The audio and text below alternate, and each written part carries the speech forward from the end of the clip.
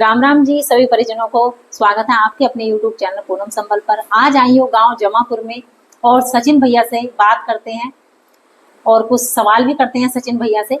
जैसे सचिन भैया एक बार बताओ, आजकल की युवा पीढ़ी है तो ज़्यादातर नशे में जा रही है, जुए में जा रही है। नशा जो कर रहे हैं आजकल के अपनी जैसी उम्र के बालक और जुए की तरफ भी ज़्यादा जा रहे हैं, तो क्या वो सही है या गलत है? दर्शकों को आप बताइए अपने माध्यम से। पूनम जी, सबसे पहले तो आपको नमस्कार और आपका बहुत बहुत धन्यवाद है कि आप अपना कीमती समय निकाल कर घर आई हैं, और आपके दर्शकों को भी जो देख रहे हैं उन्हें भी नमस्कार है। युवा पीढ़ी की जहाँ तक आपने बात की, बहुत सारी समस्याएं आज के समय में युवा पीढ़ी के सामने हैं। जी।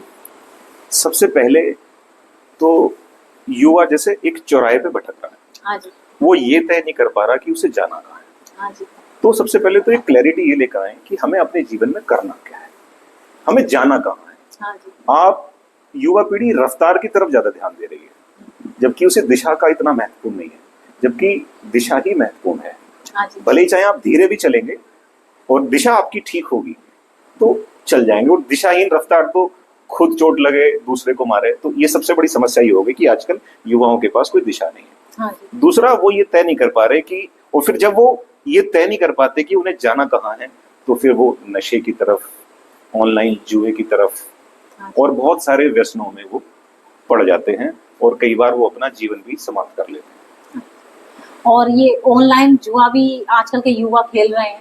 ये ऑनलाइन जुआ एक बहुत बड़ी समस्या, आपने बिल्कुल ठीक कहा, बहुत बड़ी समस्या बनती चली जा रही है।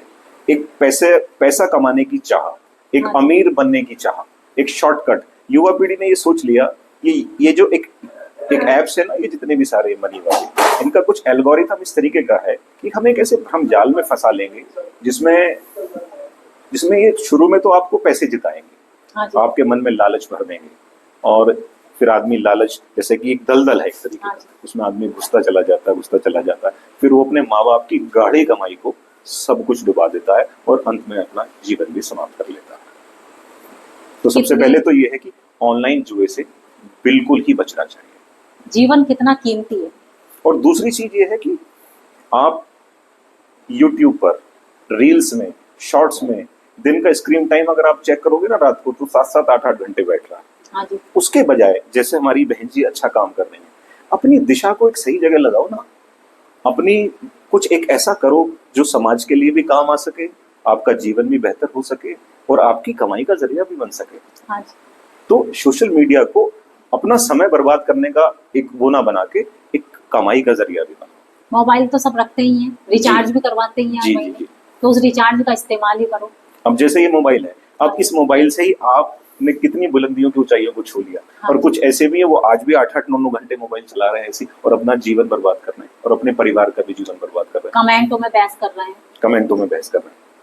तो पूनम जी वाकई एक मिसाल है समाज के लिए, क्षेत्र के लिए, और खासकर युवा पीढ़ी के लिए और महिलाओं के लिए, कि कैसे सोशल मीडिया का इस्तेमाल करके खेती और नौकरी से अलग हटकर भी एक नई सोच और एक नई इनोवेशन के साथ समाज में बहुत कुछ किया जा सकता है। मेरे ख्याल से संभावनाएं अपार हैं, करने वालों की कमी है। आपका क्या कहना है इस पर?